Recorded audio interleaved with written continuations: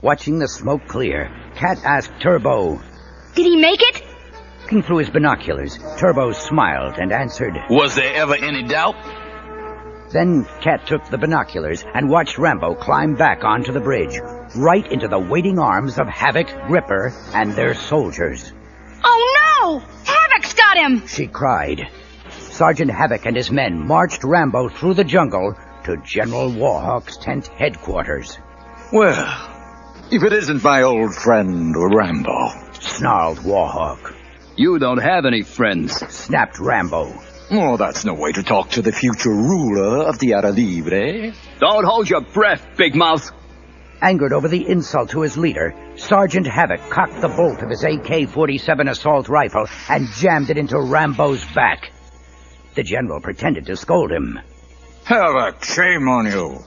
That's no way to treat our guest. Make him feel at home. Give him a place to stretch out with some friends." Havoc knew exactly what the general meant, and soon he had Rambo hanging by his wrists from a tree branch. He was suspended over a large pit with snakes hissing dangerously beneath him. But once again, the general had underestimated Rambo. With a few slick moves of his feet, he reached his knife, which Havoc had stuck in the tree. Then he cut himself free and swung clear of the snakes. Before the guards could turn around and aim their rifles, Rambo was scrambling away through the jungle. Hearing their gunfire, Sergeant Havoc came running, screaming at the guards. "You idiots! You let him get away!" General Warhawk rushed up, shouting at Havoc. "Take the men! Track him down and stop him this time! 2 weeks extra pay to whoever brings me Rambo's head!" Havoc called to his men. Using his special fighting skills, Rambo attacked the soldiers, one by one, overpowering them all. Suddenly, Havoc crept up behind Rambo, shouting, "Freeze, Rambo! 1 move and I'll blow you away." Then, as Havoc took his next step, a hidden noose buried beneath the leaves tightened around his feet. Seconds later, he was dangling upside down above Rambo. Smiling at his enemy, Rambo said, "Sorry, Havoc, but I don't have the time to hang around with you." And Rambo hurried away. A while later, General Warhawk discovered Havoc, and he ordered his men, "Cut him down." "Yes, General." "I think it's time for me to handle the Rambo situation permanently." Then, at the signal from the general, 6 huge tanks burst into the clearing and opened fire. Powerful explosions rocked the jungle as trees and bushes burst into flame. No one could survive an attack that strong. Watching this destruction with an evil smile, the general sneered. "This should take care of Rambo." Soon, that part of the lush jungle was nothing but charred ash and craters, and Warhawk ordered his tanks to return to base. Then, climbing onto his own tank, he added to Havoc, "Let's go, Havoc. I don't think Rambo will bother us anymore." As his tank headed back into the jungle, the general didn't spot an unexpected passenger hanging onto the back of it. It was Rambo.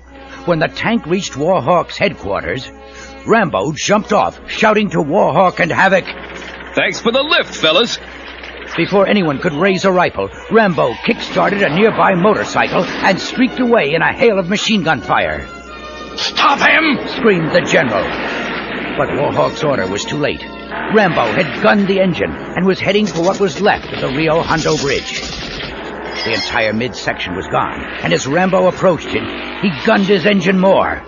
Rambo jumped the bike up through the air and across to the other side, and to safety, scattering Gripper and the other guards in his path. Once across the river, Rambo headed for his friends. Pointing down at the bridge, Cat called out, "Rambo! You better come take a look at this." Looking down, they saw a giant vehicle rumbling onto the bridge. "That is some mobile bridge they have there," said Turbo, understanding fully how the folding bridge would be used to repair the destroyed section. "Well, we can't sneak up on them in the daylight, so what now?" asked Cat. Rambo already knew what he'd have to do. I figure we got about 6 hours before the General can roll his tanks into Tierra Libre, and I'll be waiting for him. Meanwhile, in the government war room, President Ramon, his daughter Estrella, and Colonel Troutman stood over the Tierra Libre map, looking worried. Estrella tried to reassure her father. Don't worry. Everything will be all right. But her father wasn't so sure. Not if the General's forces cross the Rio Hondo. I'm afraid there is nothing left but surrender. I cannot risk the lives of my people in a battle we can't possibly win. Rambo will win, said Colonel Troutman confidently. In a secret garage, Rambo, Turbo, and Cat were hard at work on a plan to win that battle and defeat the General. They had loaded down a 6-wheeled Jeep with weapons. Now, while Rambo strained to hold up the front of the Jeep, Turbo was fastening explosives to the underside. If you don't hurry up, I'm going to be too tired to drive this thing. Rambo called to Turbo. It's not a thing, it's a tank buster. Protested Turbo. I sure hope it works. Are you kidding? This baby comes with a 5-year, 50,000-mile or until it gets hit by a tank shell guarantee. Boasted Turbo. Rambo let the Jeep down and hopped into the driver's seat. I'm sold. I think I'll take it out for a spin.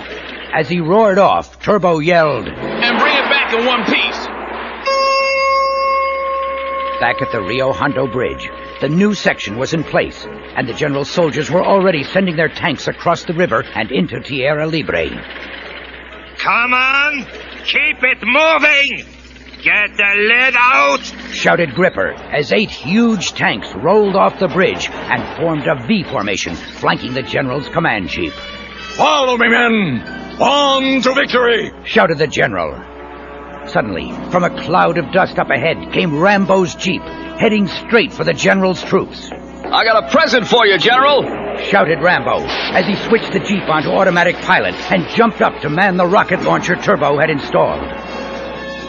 2 of Rambo's rockets found their mark, and the tanks on either side of Warhawk exploded, showering rubble and debris down on him. Seeing Rambo going after his other tanks, the General shouted to his driver, Get me out of here! In the raging battle that followed, Rambo knocked out most of General Warhawk's tanks. Soon, only one tank was left moving, Sergeant Havoc's tank. Locked on a collision course, Havoc and Rambo sped towards each other, their engines roaring and their guns blasting away. When Havoc knocked out Rambo's rocket launcher, he called out, Let's see how tough you are now, Rambo. Then he headed directly towards Rambo's jeep, warning, This time we'll end it. The second before his jeep slammed into Sergeant Havoc's tank, Rambo jumped to safety. Havoc scrambled out of the tank as it was engulfed in flames and was picked up by the General in his jeep. Soon the battle was over. For the time being, General Warhawk's evil plan to conquer Tierra Libre had been stopped. Standing in his jeep, the General ordered Gripper. Get your men together and fall back. Are we retreating, General? Asked Gripper. No, we're advancing to the rear, you idiot! Screamed the General in a rage. As they were retreating to their base, the General and Sergeant Havoc were surprised to see a tank rumbling onto the bridge behind them. Looks like one of our tanks made it back, said Havoc. Find out who it is and give him a medal, said the General, who feared that all his tanks had been destroyed. Just then, the tank's cannon was lowered and pointed at the center of the bridge. 3 shots blasted away, and when the smoke cleared, the center section had been blown away. Havoc and Warhawk looked on in amazement as the tank's hatch opened and out climbed Rambo. And don't come back! Rambo shouted across the bridge. So for now, General Warhawk and his evil army had been defeated. The people of Tierra Libre could live in peace. Until the next time.